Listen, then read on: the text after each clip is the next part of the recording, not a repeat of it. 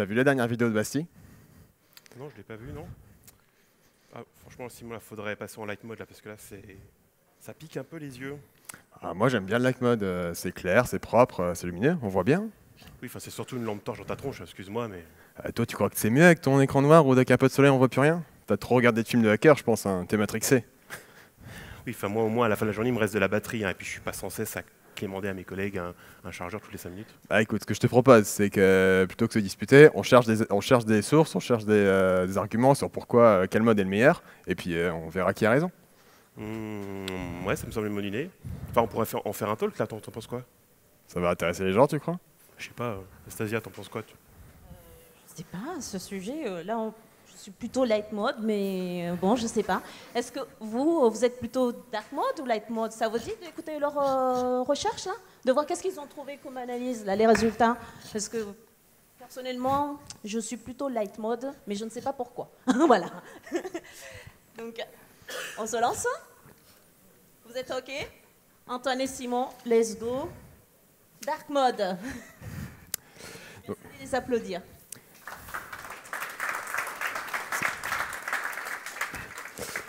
Donc bonjour, moi c'est Simon, je vais faire parler avec Antoine. Donc on est designer et développeur chez Worldline. Ce qu'on vous propose aujourd'hui, c'est déjà de voir pourquoi faire un mode sombre, quelles sont les caractéristiques des deux thèmes, qu'est-ce qui est le plus intéressant. Ensuite, on fera l'exercice de prendre un site web en light mode et de voir si on arrive à faire un dark mode. Puis, on verra comment définir un langage commun entre designer et développeur afin de fluidifier l'implémentation de ce mode. Alors, pourquoi un dark mode? Depuis quand ça existe le dark mode, Antoine? Eh bien, il existe depuis la création des premiers PC, hein. Ici, je vous ai mis l'IBM Personal Computer, donc qui est un des premiers sur le marché. Et comme beaucoup de ses concurrents, son écran il est noir. On est en dark mode, si je puis dire. Et donc ça, c'est pas par choix, hein, c'est par limitation technique. On est sur des écrans à tube cathodique. Et donc comment ça marche? On va avoir un courant électrique qu'on va venir piloter. On va venir bombarder d'électrons un écran phosphorescent. Et donc le phosphore compris dans cet écran-là, il va réagir à la lumière, il va réagir aux électrons, il va émettre de la lumière. Comme ça que ça marche. Et donc la dalle verte que l'on voit par-dessus, à l'époque, c'est ce qui coûte le moins cher à produire. C'est pour ça qu'on retrouve sur le marché énormément d'écrans, de texte vert sur fond noir. Et donc on est très loin des écrans 4K à 16 millions de couleurs, mais voilà, faute d'autre chose, personne ne s'en plaint à l'époque, c'est la norme. C'est vraiment l'évolution du matériel, hein, qui fait qu'on va voir apparaître sur le marché des nouveaux écrans, des nouveaux types d'interfaces, donc en light mode. Et on va avoir un intérêt à faire ces interfaces-là parce qu'il y a un nouveau style graphique là, qui apparaît en fait, qui s'appelle le skeuomorphisme. Alors, donc, on a fait un peu un bond dans le temps, là on est sur les icônes de Windows XP. Mais pour que vous puissiez comprendre le skeuomorphisme, en fait, qu'est-ce que c'est? C'est les constructeurs, les concepteurs de logiciels à l'époque estiment qu'il faut imiter les gestes et les objets du travail sur ce genre d'interface. Et donc on se voit créer des dossiers pour trier des fichiers, envoyer des courriers électroniques, utiliser des corbeilles virtuelles, et enfin on va venir se connecter au monde entier à travers des fenêtres. Donc c'est ça le skeuomorphisme, c'est le fait d'imiter le monde physique pour créer des interfaces, des produits numériques. Et donc ça a cet avantage-là que ce genre d'interface-là, c'est facile à utiliser, hein. Quand on arrive sur ce genre d'interface, on sait directement comment l'utiliser, c'est facile, c'est intuitif, c'est ce qu'on appelle l'affordance.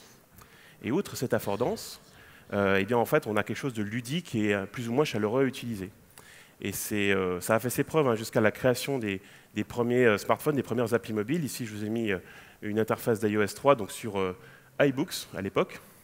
Et donc là, on venait choisir un livre, un e-book sur une bibliothèque virtuelle. Et donc dans le même principe, avec ces nouvelles interfaces en light mode, les concepteurs de logiciels estiment qu'il faut imiter le visuel du papier pour pouvoir saisir du texte, donc un peu comme du Word, ce genre de choses. Et donc c'est pas parce que le light mode en fait est synonyme de modernité, hein, donc d'attractivité. Et donc c'est pas parce que ce light mode a été très populaire pendant plusieurs dizaines d'années qu'il a éradiqué le dark mode pour autant. Au contraire, aujourd'hui, on retrouve de plus en plus ce dark mode en fait, qui est proposé à l'utilisateur comme une option de personnalisation. Donc on laisse le choix à l'utilisateur. Et même dans certaines applications, certains sites web, on propose une expérience en dark mode par défaut. Moi, je pense notamment aux applis de streaming, Netflix, voilà, ce genre de choses. Et même certaines applis qui sont un peu, on va dire, select, un peu prime, un peu de luxe, si je puis dire.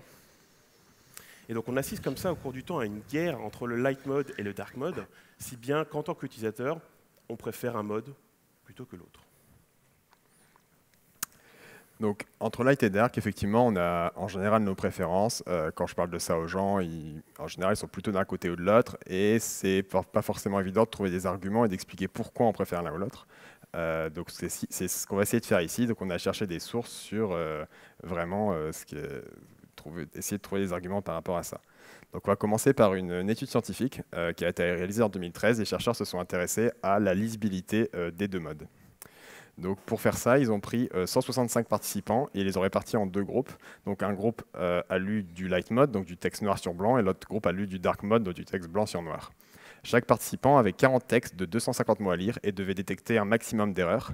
Les erreurs, ça peut être des typos, des fautes de grammaire ou des fautes plus complexes de sens. Ils avaient 50 secondes pour lire chacun des textes, et il se trouve que 50 secondes, ce n'est pas suffisant pour lire 250 mots. Du coup, quand le temps était écoulé, ça passait au texte suivant. Et il y avait aussi des tailles de caractères variables. Alors, la dernière fois qu'on a fait le talk, on avait ces genres de slides avec des magnifiques captures d'écran des articles scientifiques. Donc c'est bien, ça fait sérieux. Mais on s'est dit que vous n'alliez pas trop réussir à lire au final. Donc on a plutôt fait ça. Donc c'est la même chose, hein, c'est vraiment, j'en ai repris les mêmes données. Quand on a quand même, des fois, il n'y a même pas leurs données, là, vous allez dire peut-être, mais en fait, sur certains graphiques, leurs données, si vous ne lisez pas l'article en détail, de toute façon, ça ne vous apporte pas d'informations. C'est vraiment pour voir la différenciation entre les barres. Voilà, donc si vous voulez voir vraiment en détail les articles, de toute façon, il y a les titres et les auteurs dans les slides. Donc revenons à nos résultats. Ici, on a en orange la population qui a lu le light mode et en violet la population qui a lu le dark mode.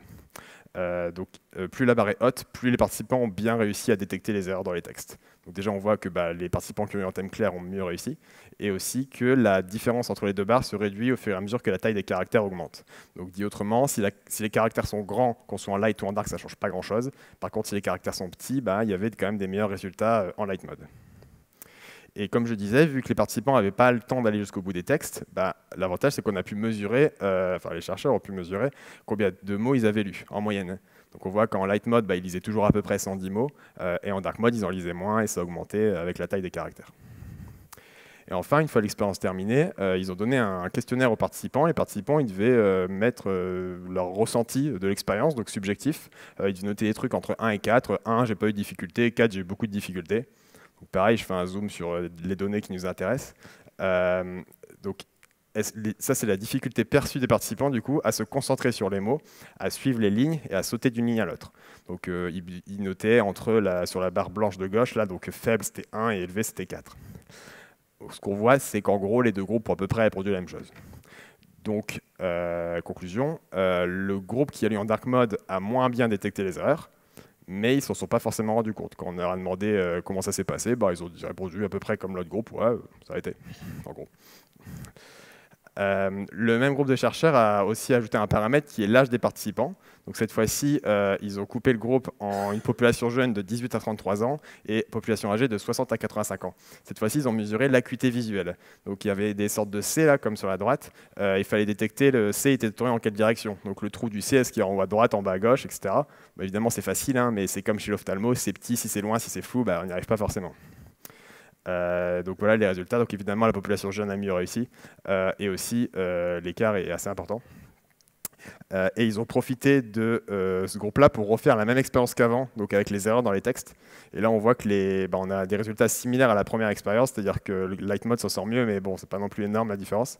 Les chercheurs expliquent ça par le fait que pour détecter un caractère, c'est de l'acuité visuelle pure. Du coup, l'âge et la lisibilité ont une énorme importance, tandis que lire un texte et trouver des erreurs, c'est un processus cognitif plus complexe. Et du coup, le poids de l'acuité visuelle est plus faible. Et enfin, un dernier paramètre, c'est la luminosité de la pièce.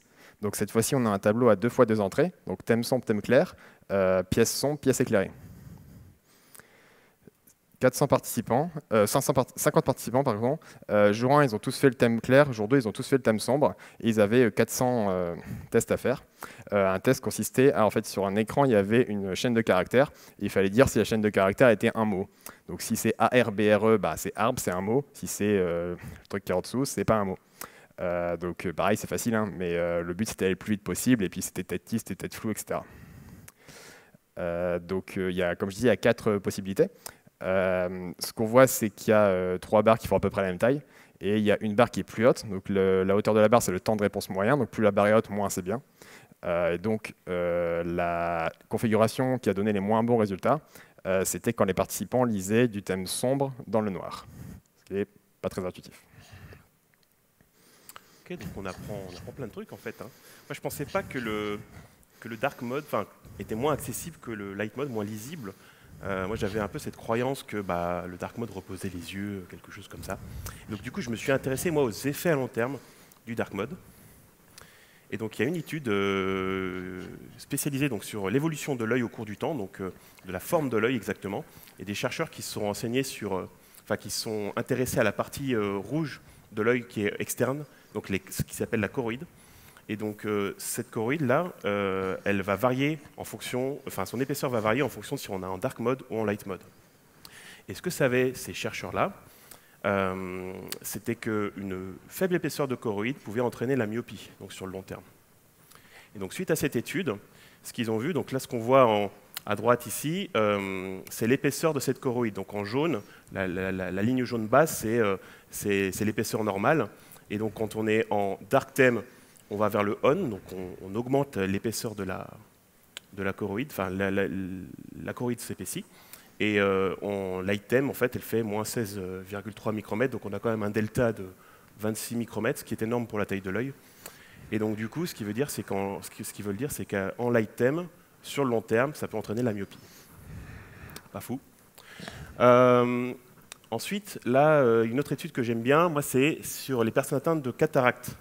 Donc à droite, on a un œil avec la cataracte. Donc pour ceux qui ne savent pas ce que c'est au niveau du cristallin que ça se passe, c'est-à-dire qu'il va venir s'opacifier, il y a une sorte de voile qui va venir par-dessus le cristallin. Et donc le cristallin va venir se comporter comme un dioptre, un petit cours d'optique. À gauche, un œil sain, la lumière va rentrer dans l'œil, passer par le cristallin et ça va focus directement sur la rétine. Donc ça va focaliser sur la rétine, donc là on a une image nette. Et à l'inverse, quand on a la cataracte, la lumière est réfractée avant au niveau du cristallin, et du coup on a une image distordue.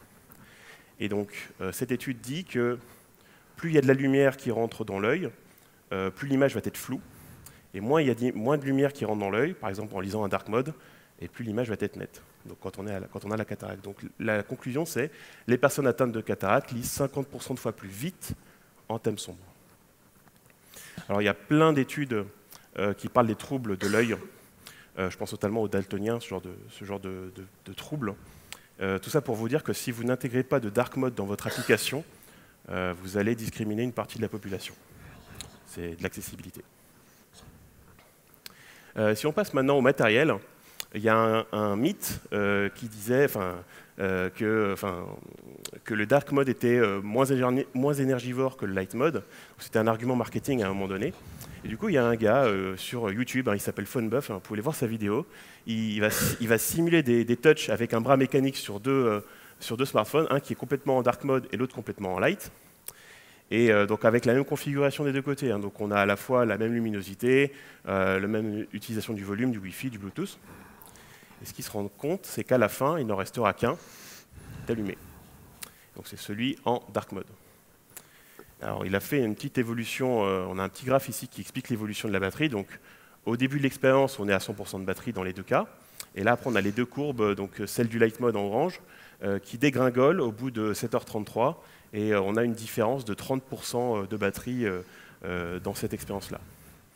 Alors là, on est dans un cas très à la marge, parce qu'en fait, dans le cas de l'expérience, il l'explique, c'est que la luminosité n'est pas forcément, elle est au maximum dans son expérience, et du coup, si on utilise notre smartphone, nous au quotidien, en dark mode ou en light mode, on adapte la luminosité en fonction. Donc, on est plus sur un écart un peu plus faible. De plus, quand on regarde une vidéo, par exemple, dans l'expérience, il regarde une vidéo YouTube, En dark mode ou en light mode, ça ne change pas. Enfin, c'est la même consommation de batterie avec les mêmes luminosités. Ensuite, il y a aussi un fun fact. D'ailleurs, quand votre smartphone il est en dark mode, les pixels noirs, entre guillemets, ils ne sont pas noirs purs. Hein. La plupart du temps, on va souvent mettre un gris un peu foncé, donc ça consomme encore un petit peu. Donc voilà. De là, on fait un argument marketing, je ne sais pas. Par contre, c'est vrai que sur une grande flotte de smartphones, une grande flotte d'applications, on a des gains significatifs. Autre exemple que je voulais vous montrer, moi quand j'étais développeur, j'étais convaincu que je codais mieux avec l'écran à droite, là, avec le dark mode, avec mon IDE en dark mode. Et donc je ne savais pas pourquoi. Donc je me suis intéressé à ça et en fait, on pourrait se dire, d'après ce que nous a dit Simon, c'est que en fait, quand on lit, normalement, c'est plus accessible et plus lisible en light mode. Sauf que là, notre œil ne va pas simplement de gauche à droite et de haut en bas. Là, en fait, dans un IDE, le use case, c'est je suis développeur, j'ai besoin de comprendre une certaine partie de la méthode, redescendre, peut-être pour remonter, pour faire une diagonale. Et donc là, il faut pouvoir différencier les éléments les uns des autres. Et qu'est-ce qui va faire qu'on est plus efficace en dark mode? C'est notamment la différence de couleur entre le background et le texte. Donc on voit qu'on a une coloration syntaxique. Et donc en fait, les contrastes, par exemple, si on prend le jaune du deprecated là, on le voit un peu mieux que celui qui est sur fond blanc. Parce qu'on a des meilleurs niveaux de contraste en dark mode.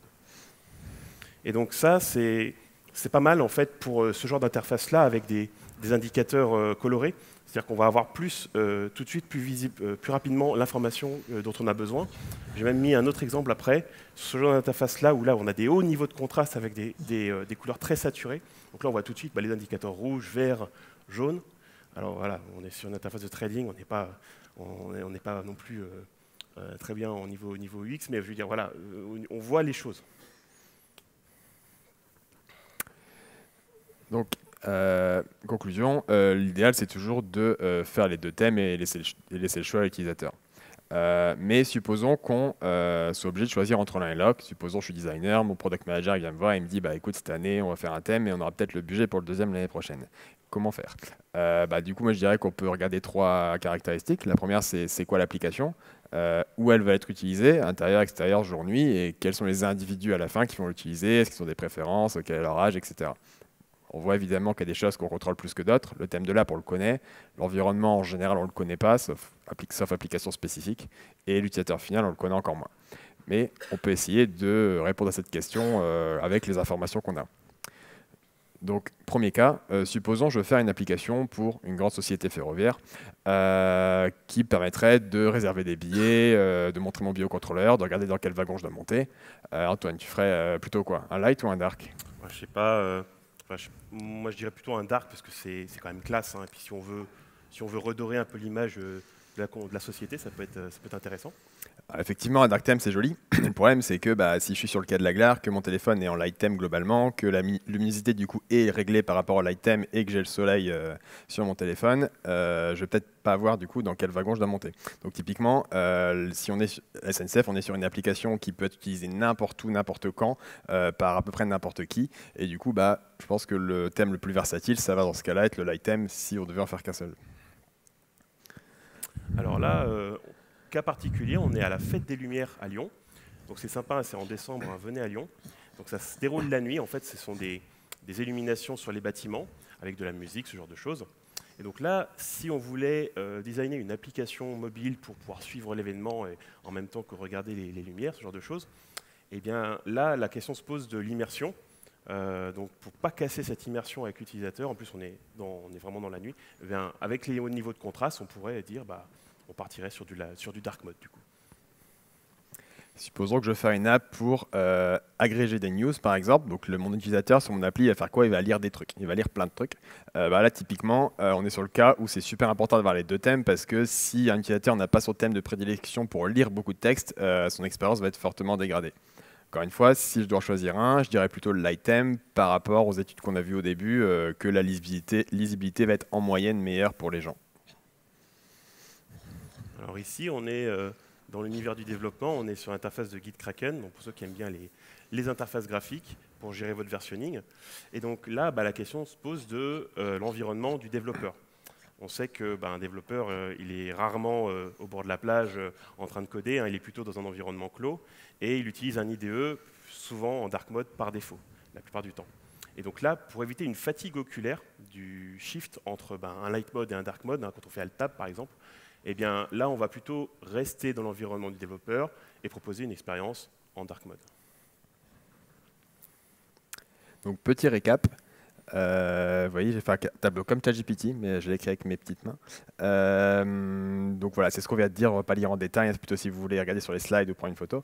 Donc en gros, si je devais résumer globalement, la lisibilité va toujours être meilleure en light theme, le dark theme offre aussi des avantages, et pour l'accessibilité, c'est mieux si on peut de faire les deux. Maintenant qu'on a vu tout ça, on va faire un dark theme. Donc, la bonne nouvelle, faire un dark theme, c'est très facile. Vous prenez votre fichier de code avec des couleurs et puis vous changez les codes exa et hop, vous avez un dark theme. La difficulté évidemment étant de trouver quel code exa mettre dans le fichier. Donc pour faire ça, on a pris la page d'accueil du site de la ville de Lyon et on n'a pas trouvé de dark theme, donc on s'est dit qu'on allait essayer d'en faire un. Donc première approche, on inverse les couleurs. Donc le blanc c'est du noir, le noir c'est du blanc. Les couleurs bleu, rouge, on les laisse. Voilà, donc c'est pas très joli. Donc on va voir ce qu'on peut faire pour améliorer ça. Alors première chose à savoir, c'est faut réfléchir à la profondeur des éléments. Sur un écran, il n'y a pas de relief, tout est plat. Donc en fait, avec le design, on va simuler cette profondeur. Donc par exemple, sur du light theme, une solution, c'est de mettre une ombre portée. Et plus l'ombre portée est grande, plus j'ai l'impression que mon élément il est haut. En dark theme, on n'a pas d'ombre portée. Même si des fois sur l'animation, on a l'impression qu'on a une, mais il n'y en a pas. Du coup, pour simuler la profondeur, on va éclaircir la surface. Donc plus le gris va être clair, plus je vais avoir l'impression que mon gris il est haut. Donc ça, c'est une animation tirée du site de Google de Material Design. Et on va justement regarder ce qu'ils nous racontent chez Google. Ils ont une approche très pragmatique de la question. Ils nous disent, vous prenez un carré noir, vous mettez un carré blanc dessus, et le carré blanc, vous allez lui mettre une opacité. Puis après, du coup, quand vous fusionnez les deux, ça fait un gris. Donc ils nous disent, à 0 d'élévation, vous mettez 0% d'opacité au blanc, comme ça fait du noir. Puis après, si je prends le maximum, là, qu'ils disent, c'est 16% d'opacité, et ça fait le gris qui est en bas à droite, et puis après, il y a une échelle. On va essayer. Sur le background du site, on a décidé que c'était 0, du coup c'est du noir. Le header au-dessus, le hero header, on va mettre un gris un peu plus clair. Et puis les éléments comme les tabs par exemple, c'est un gris encore plus clair. Donc là on a un dark theme qui est rigoureux en termes de profondeur, en termes de surface. Mais je pense qu'on peut quand même faire un truc plus joli. Donc on va voir ça. Alors maintenant ce qu'il faut faire, c'est choisir les couleurs, on va dire, d'accent ou les couleurs porteuses d'information. Alors quand je parle des couleurs d'information, c'est un peu, donc c'est le violet que l'on voit ici, hein, par exemple 345,8 millions, le petit diagramme, etc. Et donc on voit que si on utilise des couleurs trop sombres, on a du mal à différencier par rapport à son background. Alors, on parle de contraste ici, et donc c'est plus facile de différencier ça avec des couleurs plus lumineuses, un peu pastel. Donc comment faire ? Alors, approche naïve, je vais prendre mon color picker, je vais partir donc de la droite ici, et je vais aller prendre mon curseur, je vais le décaler vers du blanc, comme ça. Voilà. Je ne sais pas trop comment faire autrement. Je récupère le code exa et je le claque dans le code. Alors, il y a une approche un peu plus rigoureuse pour faire ça un peu mieux. Et donc, déjà, il faut comprendre ce que c'est que la notion de contraste. Et donc, le contraste, qu'est-ce que c'est ? Eh bien, c'est un ratio, c'est un calcul entre la luminosité, enfin la luminance de l'élément qui est au-dessus sur l'élément qui est en dessous. Donc c'est le petit calcul en haut à droite. Donc c'est par exemple ici, sur un contrast shaker en ligne, on va avoir le texte qui va changer de couleur par rapport au background et ça va nous calculer un ratio, un score. Et donc pour qu'il soit accessible, pour que notre texte soit accessible, il faut respecter la norme WCAG, donc norme AA. Donc aujourd'hui, avec l'European Accessibility Act, il faut respecter ce truc-là pour être accessible. Et donc il faut qu'il soit supérieur à 4,5. Donc il faut tester comme ça, un peu à l'aveuglette, et on arrive à trouver un contraste ratio supérieur à 4,5. Donc ça, c'est une première étape. Ensuite, une autre chose qu'il faut savoir faire, c'est peut-être utiliser HSL plutôt que du hexadécimal. Donc c'est une autre manière de définir les couleurs. Donc nous, on utilise ça, hein, on va utiliser la hue, la teinte, la saturation et la luminosité pour définir cette couleur. Et donc, pour la rendre plus lumineuse, on va augmenter sa lightness. Donc, c'est un chiffre qui va de 0 à 100. Et donc, à 100, on est vers le blanc, et à 0, on est vers le noir. Et donc, ce qui est pas mal sur des outils comme Figma, c'est qu'on peut avoir directement la courbe à 4.5 au niveau du ratio. C'est-à-dire que là, je suis en dessous de la courbe, donc je ne suis pas accessible. Donc, il faudrait d'augmenter au moins au-dessus de cette ligne-là pour être bien niveau contraste. Donc, c'est pas mal. Et donc, c'est ce qu'on va faire pour toutes nos couleurs. Actuellement, les couleurs du site, c'est ce bleu, ce vert et ce rouge. Ils ne sont pas accessibles en dark mode sur ce fond-là ici. Donc, du coup, on va augmenter leur lightness. Alors, je les ai tous mis à 55, un peu arbitrairement, mais on voit qu'en vérifiant avec l'outil, avec le contrast shaker, ça passe à 4.5, donc c'est nickel. Et donc là, on vous a mis un avant-après, donc ça clignote. Donc le après, c'est quand c'est un peu plus clair, donc on voit un peu mieux. Donc ce sont les traits à droite avec les pastilles. Et voilà, bon, il y a aussi le rouge qui change un peu. C'est un peu plus clair, un peu plus contrasté. Et donc on fait pareil pour nos niveaux de gris, donc nos différentes surfaces. On vérifie que notre texte bleu passe sur ces différents backgrounds. Et en fait, il se trouve que notre bleu qu'on a choisi à 55 de lightness, il est au-dessus de 4,5, donc on est bien. Et donc là, on a juste changé l'image à gauche, parce que c'était un PNG, on a mis un SVG pour pouvoir mieux voir les couleurs. On a changé 2-3 trucs aussi, mais ça devrait le faire.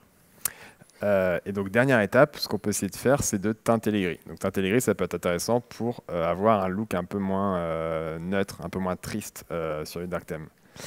Donc là, c'est les 3 gris qu'on avait choisis tout à l'heure sur le site de Google.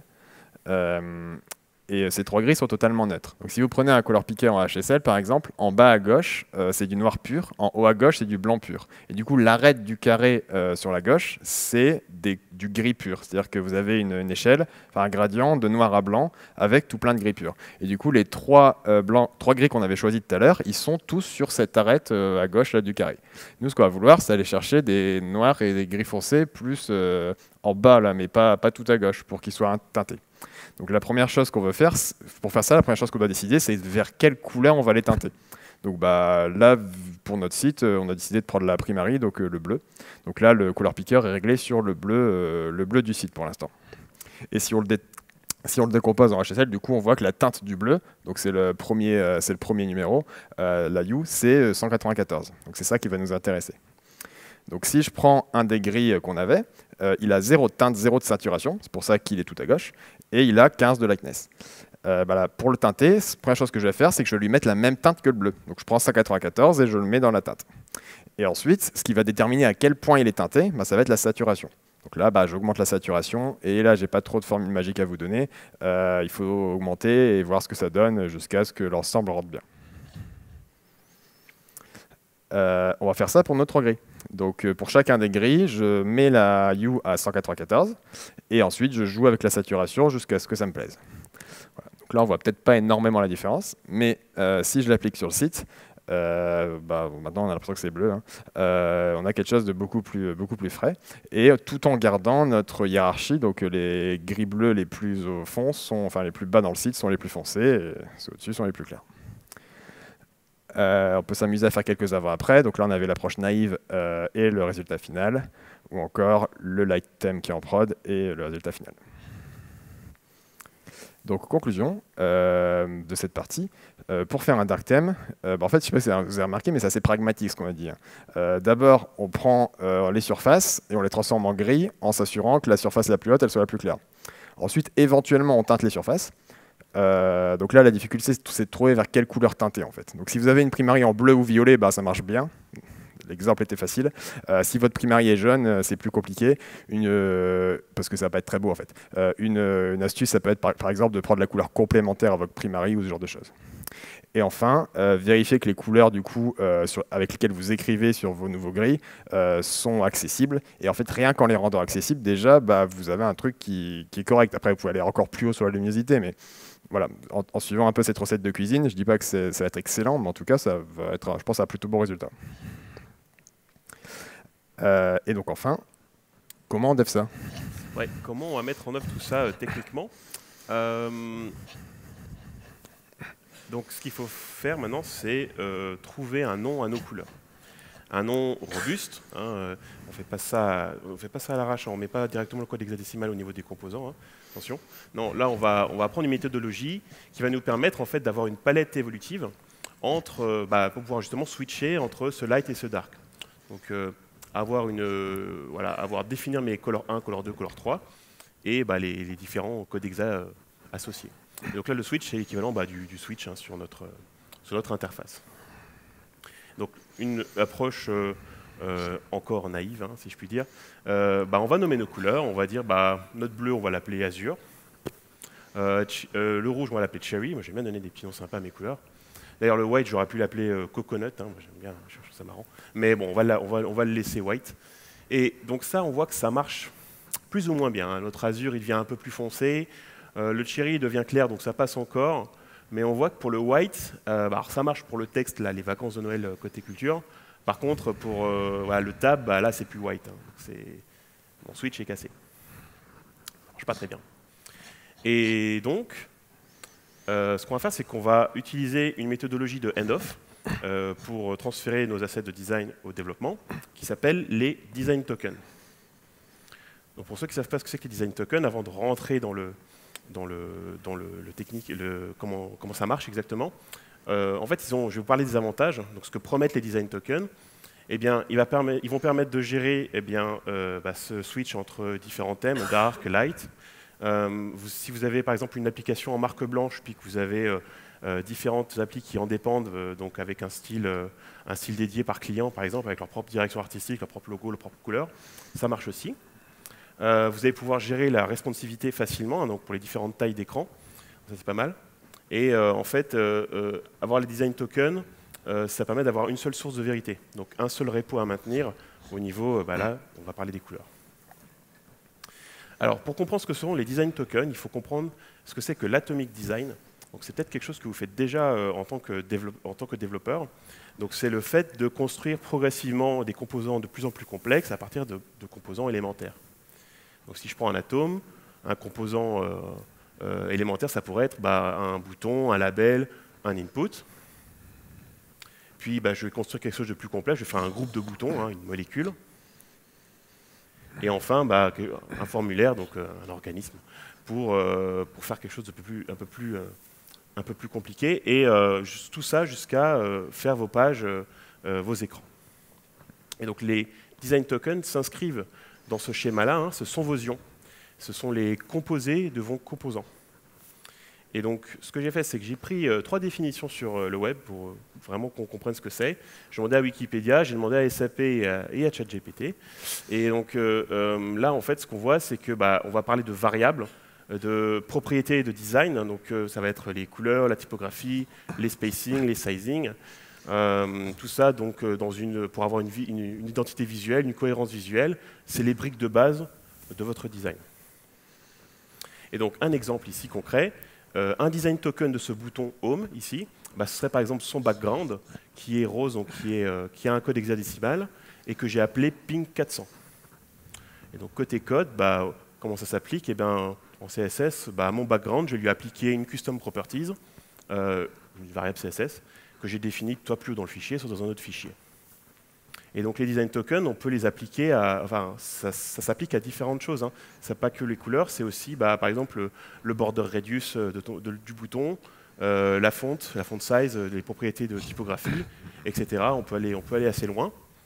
Et donc nous, ce qui va nous intéresser, c'est plutôt la partie couleur, hein, pour gérer ce light et ce dark mode. Donc si je reprends, si on applique directement notre couleur white à nos composants, on a vu que ça ne marchait pas. Donc en gros, c'est ce schéma-là. Ça, on ne fait pas. Donc là, mon token s'appelle white. Ce qu'il va falloir faire, c'est créer un deuxième niveau de token. Donc par exemple, que je vais appeler tab background pour le premier et le deuxième header text on the home page. Et donc ces deux tokens-là, en plus, ce sont ce qu'on appelle des tokens dits components spécifiques qui vont dépendre d'un token qui s'appelle primitive token. Et donc faire ça va nous permettre d'être plus robuste, c'est-à-dire qu'on va avoir nos primitives d'un côté. Donc nos azures, on les définit comme ceci. Donc là, c'est C'est-à-dire que là, on a notre tableau. Et en fait, on va avoir notre deuxième tableau ici, donc avec nos composants spécifiques, où on voit qu'on a une dépendance entre composants spécifiques et primitives. Donc là, par exemple, le tab background, en light, il va être white, et en dark, il va être Azure 700. Et donc là, notre switch fonctionne bien.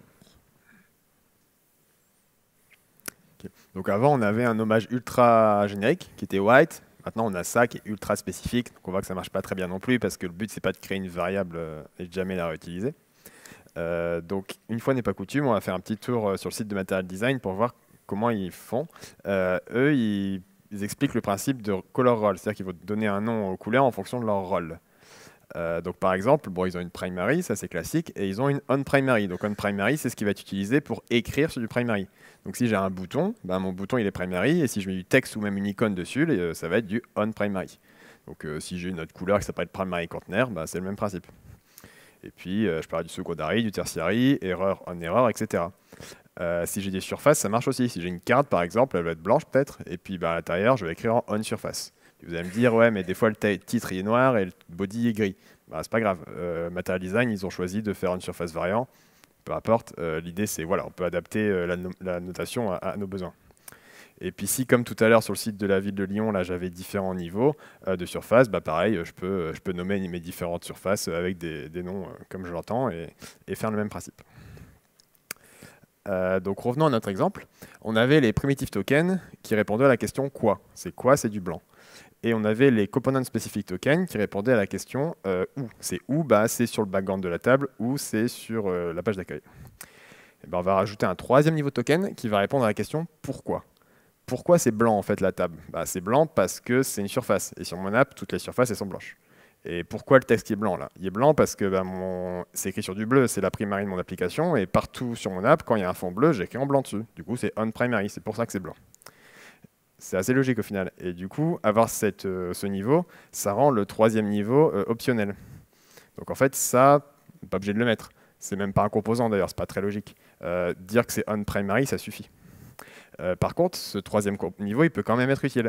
Par exemple, si j'ai mes tabs, bah, peut-être que mes tabs, ça va être un composant plus complexe avec différents fichiers, j'en sais rien, et que ce tab background, cette variable, elle va être utilisée à plusieurs endroits dans le composant. Du coup, si on veut factoriser ça, bah, on peut tout à fait garder ce niveau de component spécifique. Comme ça, si un jour on veut le changer, eh ben, il n'y aura pas du surface partout dans notre composant qu'il faudra changer. Et donc, on arrive à ça qui est plutôt pas mal comme notation. Et donc du coup, on a pu bien nommer nos couleurs et on est content. Hein. On n'est pas que content, on est aussi robuste et évolutif. C'est-à-dire que si un jour vous voulez rajouter une couleur, vous créez un nouveau token, vous le liez hein, avec ces différents niveaux, ces différentes strates de dépendance. Et si un jour votre client vous dit « Ah bah non, bah nous on va changer carrément on a changé notre logo, on a changé notre charte graphique, on veut tout changer », et ben vous avez juste un fichier à changer. Donc c'est au niveau des primitives, vous changez tous les codes exa en fonction de la nouvelle direction artistique, au niveau de la nouvelle charte graphique du client. Donc résumé, on a nos primitives avec nos codes hexadécimaux en dur si je puis dire. D'ailleurs mon white je l'ai renommé Coconut. Hein.